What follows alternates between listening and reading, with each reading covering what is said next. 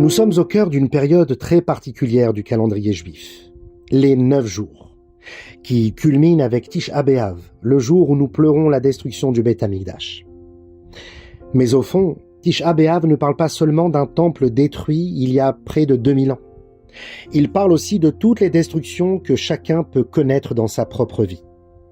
Une porte qui se ferme, un projet qui échoue, une maladie, un deuil, une déception, une prière qui semble rester sans réponse. Et dans ces moments-là, une question monte naturellement dans le cœur. Où est Hachem ? Pourquoi un Dieu infiniment bon permet-il que nous traversions des épreuves ? Cette question n'est pas nouvelle. Elle traverse toute l'histoire du peuple juif. Et le rabbi explique qu'elle trouve une réponse extraordinaire à travers 2 immenses maîtres, Nahum Ish Gamzu et son disciple Rabbi Akiva. Tous les deux possédaient une confiance absolue en Hachem. Pourtant, chacun a exprimé cette confiance avec une formule différente, mais complémentaire. Nahum Ish Gamzu répétait constamment « Gamzu letova », même cela est pour le bien. La Gemara raconte qu'un jour, les sages l'envoyèrent apporter un présent rempli de pierres précieuses à l'empereur romain, afin d'améliorer la situation du peuple juif. En chemin, il s'arrêta dans une auberge. Pendant la nuit, les aubergistes ouvrirent discrètement le coffre, volèrent toutes les pierres précieuses et les remplacèrent par de la simple terre. Le lendemain, Nahum poursuivit sa route sans se douter de rien. Arrivé devant l'empereur, le coffre fut ouvert et à la place des diamants, de la poussière. L'empereur entra dans une colère terrible. « Les Juifs se moquent de moi !» Il voulut immédiatement condamner Nahum. Imaginez la scène. Tout semblait perdu. Il n'y avait plus aucune explication possible. Et pourtant, Nahum ne s'affolait pas. Il ne criait pas. Il ne cherchait pas de coupable. Il prononça simplement ces 4 mots. Gamzu letova. Même cela est pour le bien. À cet instant précis, le prophète Élie apparut sous les traits d'un conseiller impérial. Il suggéra que cette terre était peut-être la fameuse terre utilisée par Avraham Avinu lors de sa guerre contre les 4 rois. L'empereur décida de l'essayer. Et contre toute attente, cette terre lui permit de remporter une victoire éclatante. Au lieu de condamner les Juifs, il couvrit Nahum de richesse et d'honneur. Beaucoup pensent que cette histoire signifie simplement qu'il faut être patient. Aujourd'hui, tu souffres, mais demain, tu comprendras. Mais le rabbi explique que ce n'est pas exactement ce que dit Nahum Ish Gamzu. Nahum ne dit pas « un jour tu découvriras que c'était bien ». Il dit quelque chose de beaucoup plus profond. Même lorsque tes yeux voient du mal, la réalité profonde est déjà du bien. Simplement, nous ne sommes pas capables de le percevoir. Comme un enfant qui voit le chirurgien approcher avec un scalpel. Il est persuadé que le médecin veut lui faire du mal. Ses parents, eux, savent que cette douleur est précisément ce qui va lui sauver la vie. Le problème n'est pas la réalité, le problème est notre regard limité. Nahum nous apprend qu'il existe une réalité plus profonde que celle que nous voyons. Et pourtant, son disciple Rabbi Akiva va nous enseigner une autre dimension de l'Aïmouna. Une dimension qui ne contredit pas son maître, mais qui vient la compléter. Et c'est là que commence l'histoire la plus célèbre de Rabbi Akiva. Une nuit, Rabbi Akiva voyageait avec 3 compagnons de route. Un âne pour porter ses affaires, un coq qui lui servait de réveil et une bougie pour étudier la Torah. À la tombée de la nuit, il arriva devant une ville et demanda simplement un endroit où dormir. Mais personne ne voulut l'accueillir. Toutes les portes se fermèrent devant lui. Il partit donc dormir dans la forêt. Déjà la première épreuve. Qui d'entre nous n'aurait pas ressenti de l'amertume ? Pourquoi Hachem me fait-il cela ? Je ne demande pourtant presque rien.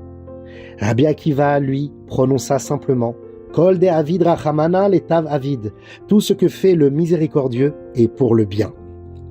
Puis les épreuves continuèrent. Le vent souffla et éteignit sa bougie.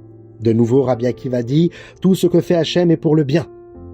Quelques instants plus tard, un chat surgit et dévora son coq. Encore une fois, tout ce que fait Hachem est pour le bien. Enfin, un lion attaqua son âne et le tua. Et à ce moment-là, Rabbi Akiva n'avait plus rien.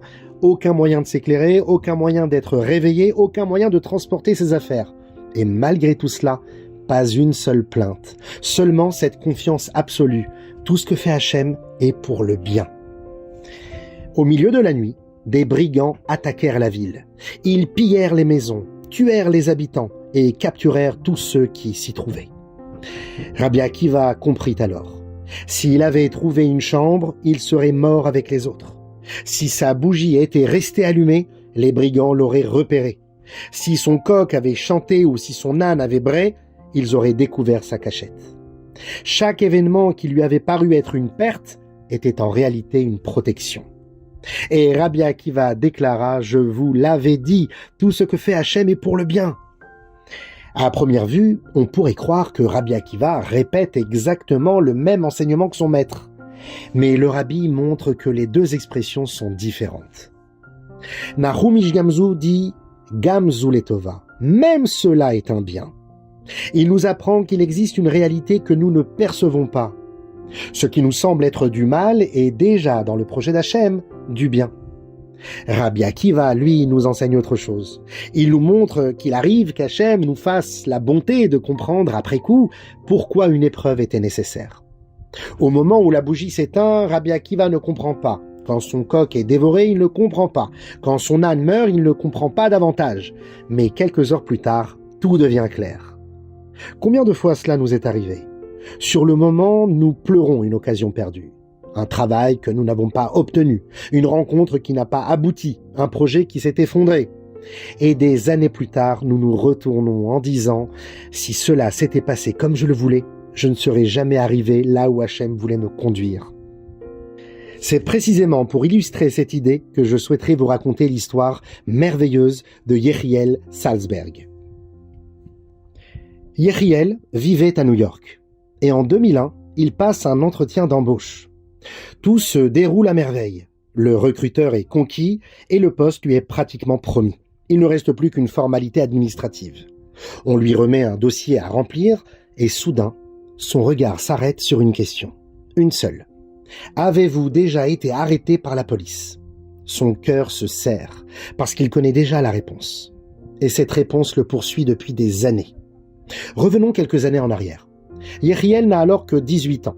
Il étudie dans une yeshiva en Israël. Et pendant les vacances, il part passer quelques semaines chez un ami à Los Angeles.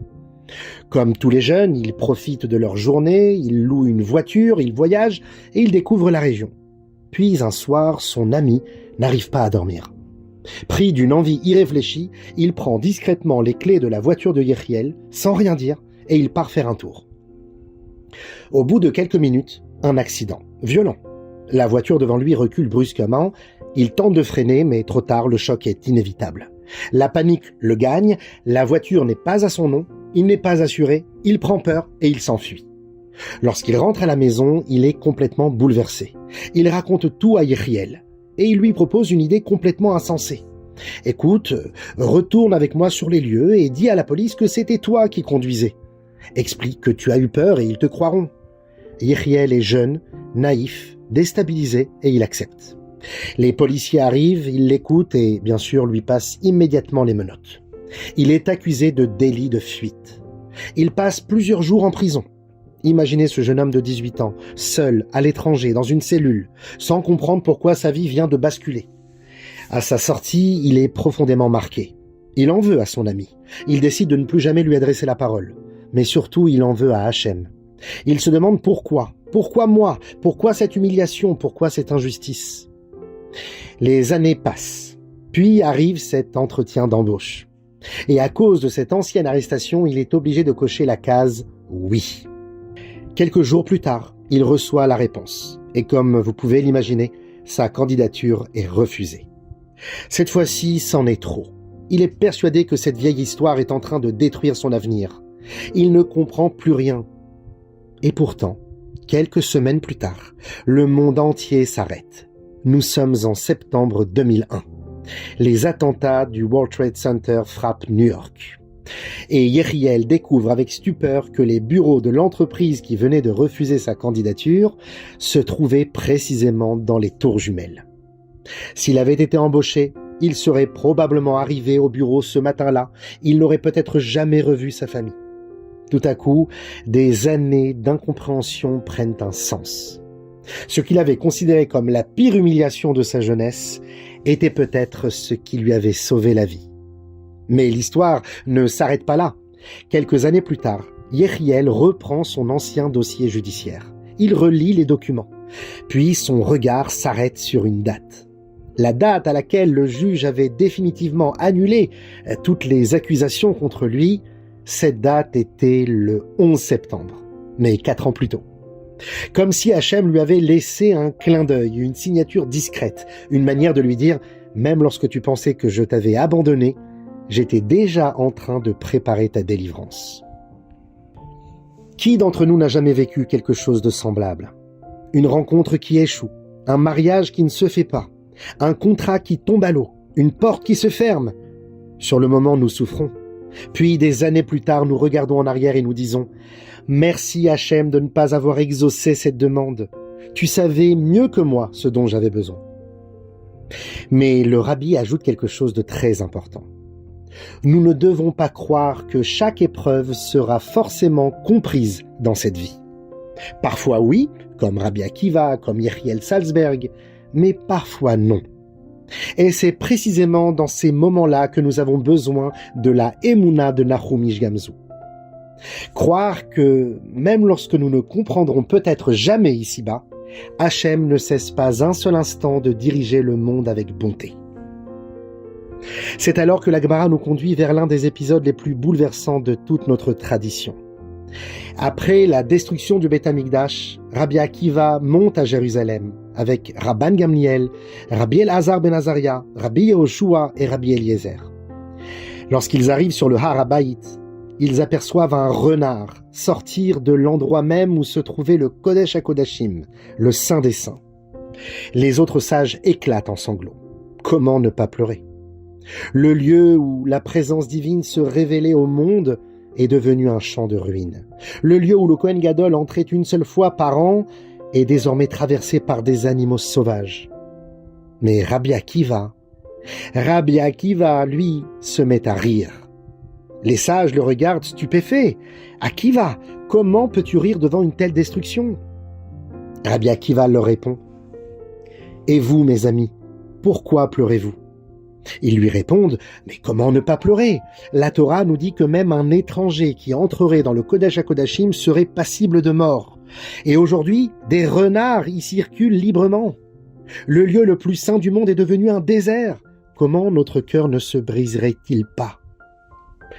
Rabbi Akiva les écoute puis leur dit « C'est précisément pour cette raison que je ris. » Et il explique qu'il existe 2 prophéties qui sont inséparables. La première prononcée par le prophète Micha, qui annonce « Tzion Sadeh Techaresh » « Sion sera labouré comme un champ ». Et la seconde annonce qu'un jour Jérusalem retrouvera sa splendeur, que des vieillards et des enfants rempliront de nouveau ses rues et que la présence divine y résidera. Od yeshvu zekenim uzkenot berechovot Yerushalayim. Rabbi Akiva leur dit « Tant que je ne voyais pas la première prophétie s'accomplir, je craignais que la seconde ne s'accomplisse pas non plus. Mais maintenant que je vois de mes propres yeux la destruction annoncée par les prophètes, je sais avec une certitude absolue que la promesse de la reconstruction s'accomplira également. » À cet instant, les autres sages lui répondent ces mots extraordinaires. « Akiva nichamtanu, Akiva nichamtanu. » Akiva, tu nous as consolés. Akiva, tu nous as consolés. Le rabbi donne alors une image magnifique. Imaginez un enfant qui regarde un agriculteur labourer son champ. Il voit la terre être retournée, les sillons se creuser, le champ complètement bouleversé. Il pourrait croire que l'agriculteur est en train de détruire son terrain. Mais l'agriculteur, lui, sait que ce labour est indispensable. Sans ce labour, il n'y aurait jamais de récolte. Ce qui ressemble à une destruction est en réalité le début d'une reconstruction. Rabbi Akiva regarde le Beit Amikdash avec les yeux de cet agriculteur.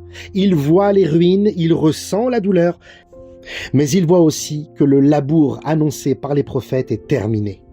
Et si le labour est terminé, alors la moisson viendra. La Géoula viendra. C'est cela que Rabbi Akiva aperçoit là où les autres ne voient que des pierres. Le rabbi conclut avec une remarque aussi belle que profonde. Le mot dim'a, une larme, en ajoutant le kollel, possède la même valeur numérique que moed, une fête. Quel message extraordinaire! Le judaïsme ne nie jamais les larmes. Il ne demande pas de faire semblant que tout va bien. Les sages ont pleuré, Yirmiyahu a pleuré, Rabbi Akiva lui-même a certainement pleuré. Mais la Torah nous enseigne que les larmes ne sont jamais le dernier mot. Elles portent déjà en elles la fête de demain. Aujourd'hui, nous voyons peut-être les ruines de certaines parties de notre vie. Nous ne comprenons pas toujours les chemins d'Hachem. Parfois, comme Rabbi Akiva, nous aurons un jour la réponse. Parfois, comme Nahum Ish Gamzu, nous ne la verrons peut-être jamais dans ce monde. Mais une chose est certaine, Hachem n'abandonne jamais ses enfants. Même lorsque nous ne comprenons rien, il continue de conduire notre vie avec une sagesse et un amour infini. Alors, en ces jours de deuil, demandons à Hachem non pas de supprimer toutes les épreuves, mais de nous donner le regard de Nahum Ish Gamzu et de Rabbi Akiva, la capacité de croire que le bien existe même lorsqu'il est caché, et la force d'attendre le jour où Hachem nous dévoilera son projet. Et que nous méritions très bientôt de voir s'accomplir la prophétie de Rabbi Akiva, la reconstruction du Beth Amikdash, la venue du Mashiach et la transformation de toutes les larmes du peuple juif en une joie éternelle.